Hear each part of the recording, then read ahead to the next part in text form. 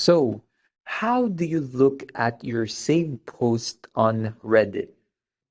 So, to start off, let's open up the application here. So, right after opening up the application, you just need to click on the top right. Now, here you just need to scroll down until you see the save and click on it. Now, here you would see the save post that you have saved during your browsing on the Reddit threads. And you can also save some comments here. So if we were to go to our thread here, then we could just click on the triple dot and we could save this comment. And if we check on save, you would see that the comment has been saved. So that's basically it. Thanks for watching. Don't forget to like and subscribe for more helpful topics.